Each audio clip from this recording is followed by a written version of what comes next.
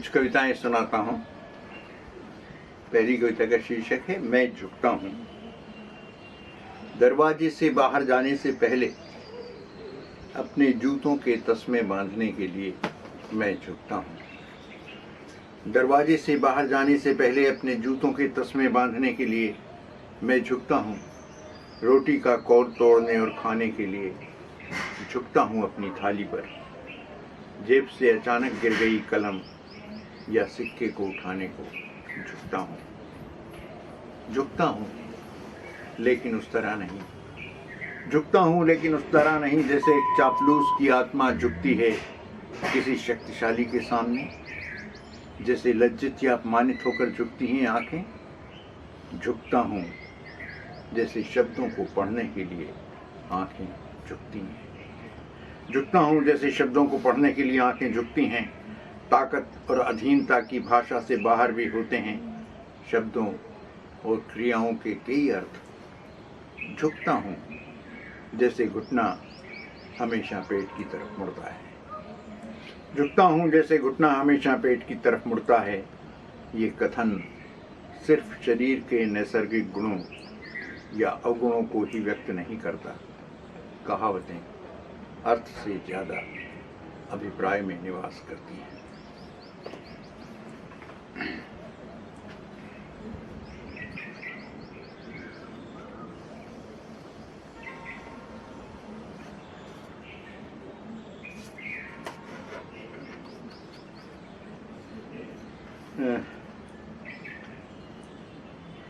एक कविता है करबला।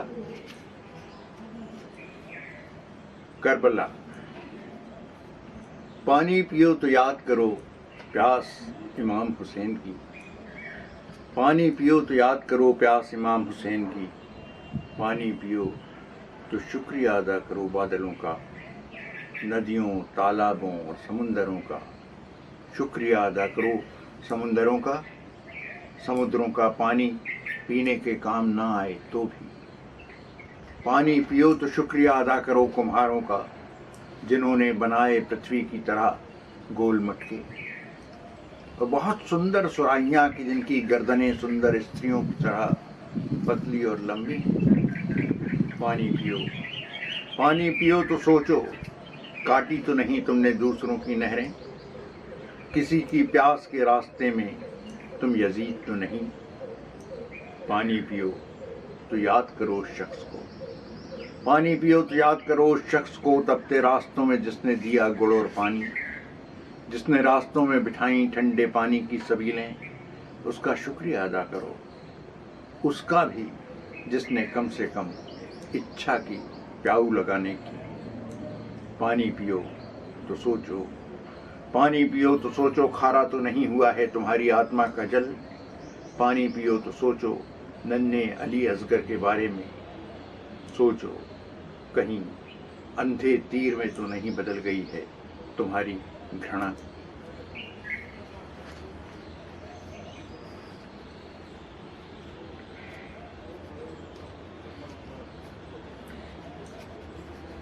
एक कविता है प्रजापति।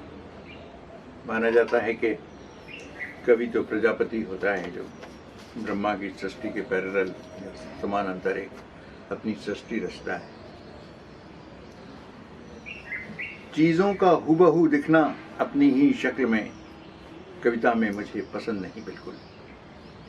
चीज़ों का हूबहू दिखना अपनी ही शक्ल में कविता में मुझे पसंद नहीं बिल्कुल। मैं चाहता हूँ मेरा फटा पुराना जूता भी दिखे वहाँ पूर्णिमा के पूरे चांद की तरह। एक साबुन की तरह दिखे मेरी आत्मा। छोटी छोटी विकृतियाँ और अंतर विरोध भी दिखें वहाँ।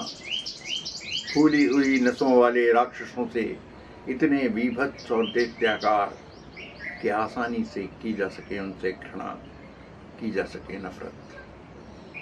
मुझे पसंद हैं वे विदूषक जो मंच पर आने से पहले ही रंग लेते हैं अपना पूरा चेहरा। मुझे पसंद हैं वे विदूषक जो मंच पर आने से पहले ही रंग लेते हैं अपना पूरा चेहरा। मैं चाहता हूँ बेहद थका और ऊबा हुआ फोरमैन जब अपने घर में घुसे तो बदल जाए तत्काल उसका चेहरा अपनी 5 बरस की बेटी के पिता की तरह। बदल जाएं लोगों के चेहरे जब वे मेरी कविता में आएं। हीरे की तरह चमकती हुई दिखें लोगों की बहुत छोटी छोटी अच्छाइयाँ, कि आत्महत्या करता आदमी पलट कर दौड़ पड़े जीवन की ओर चिल्लाता हुआ कि कुछ नहीं है जीवन से ज़्यादा सुंदर, जीवन से ज़्यादा प्यारा, जीवन की तरह अमर, कि कुछ नहीं है जीवन से ज़्यादा सुंदर, जीवन से ज़्यादा प्यारा, जीवन की तरह अमर। मैं चाहता हूँ कि कविता के भीतर फैली आसमान की टेबल पर मैं जब सूरज के साथ चाय पी रहा हूँ, एक विशाल समुद्र की तरह दिखे मेरा कप।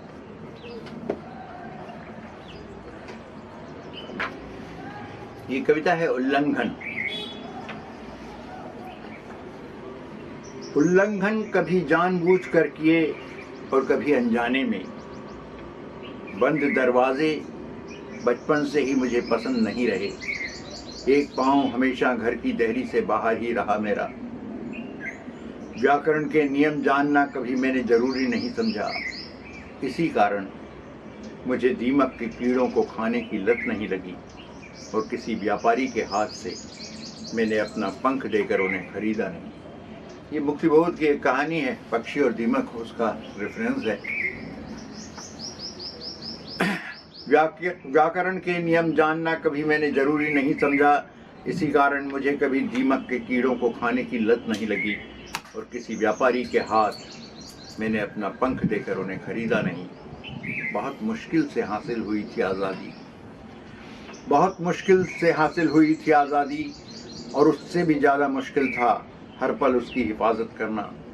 कोई ना कोई बाज झपट्टा मारने को आँख गड़ाए बैठा ही रहता था किसी न किसी डगाल पर। कोई सांप रेंगता हुआ चुपचाप चला आता था घोंसले तक अंडे चुराने। मैंने तो अपनी आँख ही तब खोली जब सविनय अवज्ञा के आह्वान पर सड़कों पर निकल आया देश। मैंने तो अपनी आँख ही तब खोली जब सविनय अवज्ञा के आह्वान पर सड़कों पर निकल आया देश। उसके नारे ही मेरे कानों में बोले गए पहले शब्द थे। मुझे नहीं पता कि मैं कितनी चीज़ों को उलांघ गया। उलांघी गई चीज़ों की बाढ़ रुक जाती है, ऐसा माना जाता है। कई बार लगता है कि उल्लंघन की प्रक्रिया उलट बांसी बनकर रह गई है हमारे मुल्क में। हमने सोचा था कि लांघ आए हैं हम बहुत सारी मूर्खताओं को, अब वो कभी सिर नहीं उठाएंगी, लेकिन एक दिन वो पहाड़ सी खड़ी नजर आएंगी और हम उनकी तलहटी में खड़े बोने थे। लेकिन ये ना समझना कि मैं हताश होकर बैठ जाऊंगा। उल्लंघन की आदत तो मेरी रग रग में मौजूद है। बंदर से आदमी बनने की प्रक्रिया के बीच इसे अपने पूर्वजों से पाया है मैंने। मैं एक कवि हूँ और कविता तो हमेशा से ही एक हुक्म उदूली है। हुकूमत के हर फरमान को ठेंगा दिखाती कविता उल्लंघन की एक सतत प्रक्रिया है। व्याकरण के तमाम नियमों और भाषा की तमाम सीमाओं का उल्लंघन करती वे अपने आप ही पहुंच जाती है वहाँ जहाँ पहुँचने के बारे में कभी सोचा भी नहीं था मैंने। एक कवि ने कहा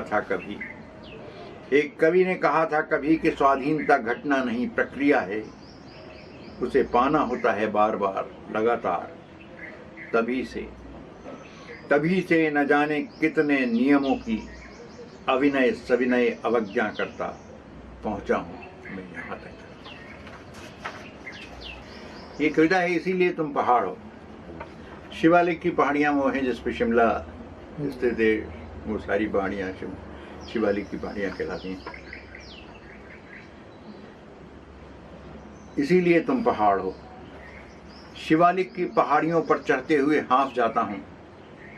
सांस के संतुलित होने तक पौड़ियों पर कई कई बार रुकता हूँ।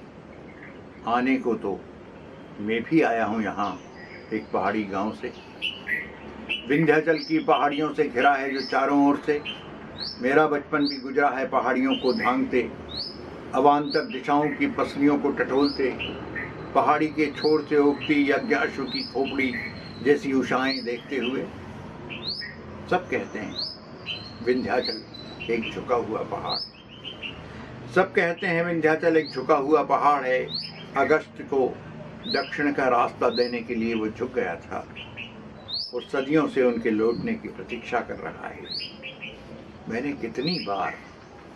कितनी बार विंध्याचल के कान में जाकर फुसफुसा कर कहा, चिल्ला चिल्ला कर कहा, गला फाड़ कर कहा कि ऋषियों की बातों पर भरोसा करना बंद कर।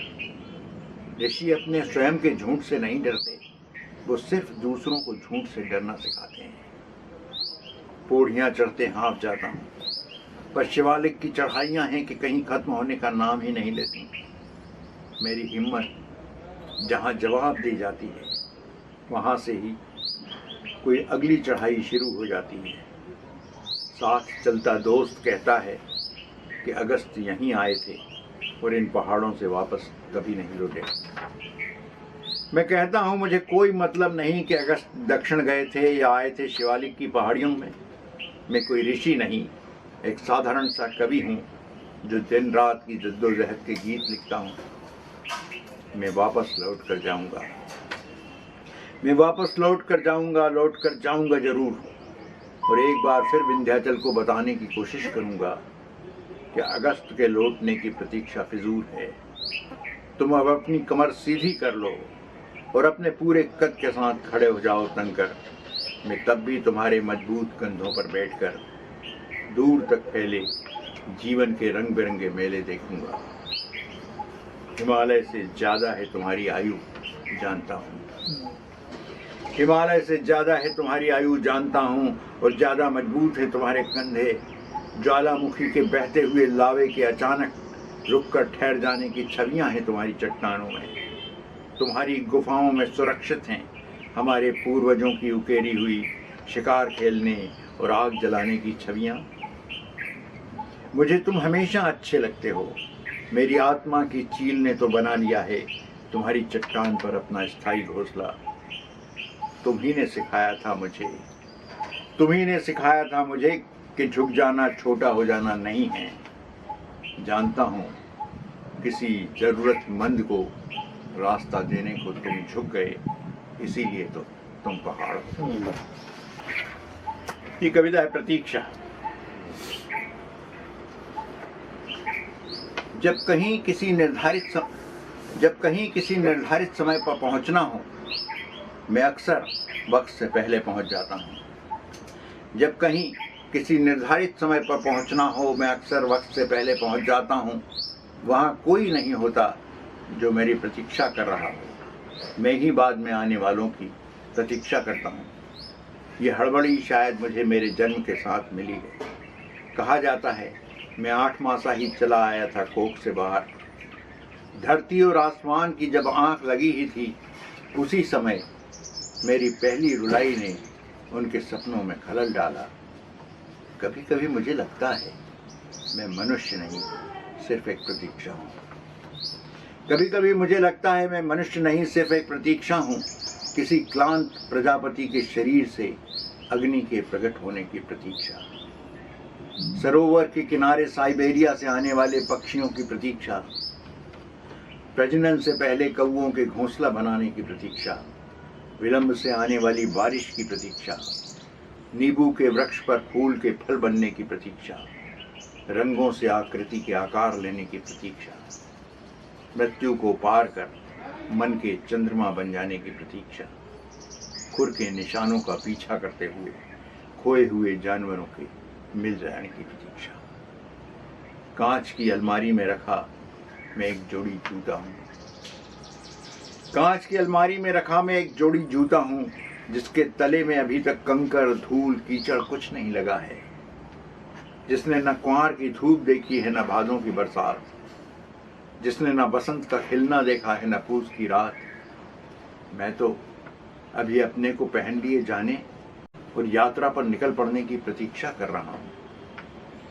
देखने हैं कितने मुल्क, कितनी सड़कें नापना है मुझे, कितने नदी, नाले और झरने अभी मुझे हैं पार करने।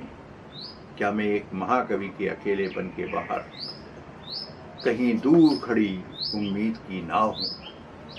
क्या मैं एक महाकवि के अकेलेपन के बाहर कहीं दूर खड़ी उम्मीद की नाव हूँ?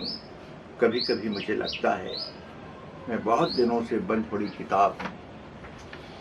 कभी कभी मुझे लगता है मैं बहुत दिनों से बंद पड़ी किताब हूँ, जिसके पन्ने अपने को पलटे जाने के लिए किसी उंगली की प्रतीक्षा कर रहे हैं, किसी आँख की प्रतीक्षा कर रहे हैं जो उसके अक्षरों पर ठहर सके। मैं अपने को पढ़े जाने की प्रतीक्षा हूँ। मैं उन होठों की प्रतीक्षा हूँ जो जोर जोर से उच्चरित करें मेरे शब्दों को, असुरों की नींद टूटे और वो उसे अपने पाप से विद्ध कर दें। फिर ऐसे कटु वचनों का जन्म हो जो जोर जोर से उच्चरित करें मेरे शब्दों को, असुरों की नींद टूटे और वो अपने पाप से विद्ध कर दें। फिर ऐसे कटु वचनों का जन्म हो जो बिना हिचक झूठ को झूठ, अन्याय को अन्याय कह सकें। मैं शब्दों में अर्थ के पैदा होने की प्रतीक्षा हूँ। मुझे क्षमा करें, मुझे क्षमा करें। शायद मैं निर्धारित समय से पहले आ गया हूँ। समय तो यहाँ थक कर बैठा सुस्ता रहा है। मैं उसके उठने और फिर से चल पड़ने की प्रतीक्षा हूँ।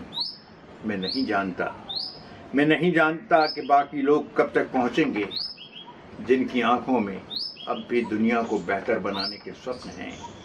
फिलहाल तो मैं उनके आने की प्रतीक्षा हूँ।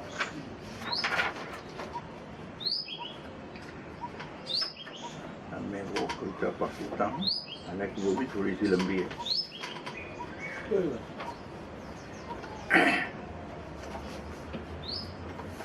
कविता है मेरा नया फोन नंबर। मेरा फोन नंबर बदल गया था। बदल गए फोन नंबर की सूचना देने को कई पोस्ट कार्ड लिखे मैंने और तमाम दोस्तों के पते पर उन्हें पोस्ट कर दिया। दोस्त ने कहा कि एक पोस्ट कार्ड प्रधानमंत्री को भी डाल दो। प्रधानमंत्री को पता नहीं कब तुमसे कोई काम पड़ जाए। मुझसे क्या काम पड़ना था प्रधानमंत्री को, लेकिन मैंने सोचा कि काम पड़े न पड़े, पर मेरा नया फोन नंबर प्रधानमंत्री के पास भी हो तो इसमें हर्ज क्या है। और एक पोस्ट कार्ड मैंने प्रधानमंत्री के पते पर भी डाल दिया। प्रधानमंत्री का कार्यालय चाहता तो एक सिर फेरे का शगल मानकर मेरे पोस्ट कार्ड को कचरे की डलिया में डाल सकता था, पर मेरे पोस्ट कार्ड के पता नहीं क्या क्या अर्थ निकाले गए। समय ही ऐसा था कि छोटी से छोटी बात को भी संदेह की नजर से देखा जाता था।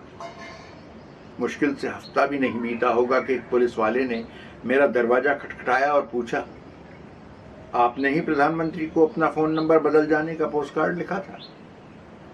मैंने स्वीकार में मुंडी हिलाई तो उसने कहा कि चलिए आपको थाने पर बुलाया है। मन ही मन कहा मैंने, वाह वाह मेरे प्यारे जनतंत्र वाह, एक नागरिक के साधारण से पोस्ट कार्ड से इतना हड़कंप।